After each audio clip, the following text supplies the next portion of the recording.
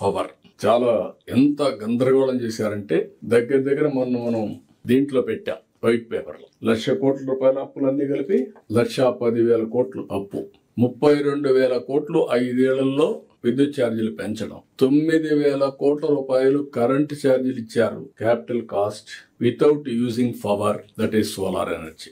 Solar energy రెడీగా ఉంది, దాన్ని ఉపయోగించుకుంటే ఇది క్యాపిటల్ కాస్ట్ వాళ్ళకి డబ్బులు పే చేస్తాం.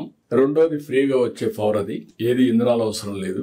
అలాంటి దాన్ని వాడకుండా చేసి కోర్టు డైరెక్షన్ ఇస్తే 9,000 కోట్ల రూపాయలు ట్యాక్స్ పేయర్స్ మనీ పే చేశారు. ఈ రోజు నిన్నే అనౌన్స్ చేశాను నేను, ₹5.19 ఉండేది మనం వచ్చినప్పుడు యావరేజ్ ప్రొక్యూర్మెంట్ కాస్ట్.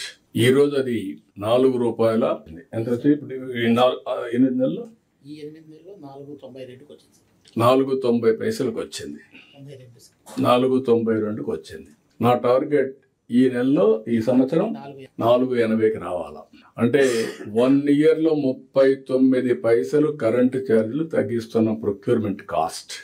దీంతో నేను అనౌన్స్ చేశాను. వాళ్ళు ఒక ఇది ఇచ్చారు, ఏదైతే కమిషన్ లో రెగ్యులేటరీ కమిషన్ ఒక అవార్డు ఇచ్చారు, 9,000 కోట్ల రూపాయలు కరెంట్ ఛార్జీలు కలెక్ట్ చేసుకోవడానికి. నేను రిఫ్యూజ్ చేశా. మనం అది అమలు చేయొద్దండి, అవసరమైతే రెగ్యులేటరీ కమిషన్ రివైజ్ చేయండి, మేము దాన్ని ఇన్సిస్ట్ చేయం, మేము ఇంటర్నల్ అక్రూవల్స్ లో మేనేజ్ చేసుకుంటాం అని చెప్పమని ఫైల్ చేయమన్నా ఫైల్ చేస్తున్నారు. అంటే పాత బకాయిలు కూడా వాళ్ళు వేసింది కూడా మనం కలెక్ట్ చేయకుండా మేనేజ్ చేయగలుగుతున్నాం.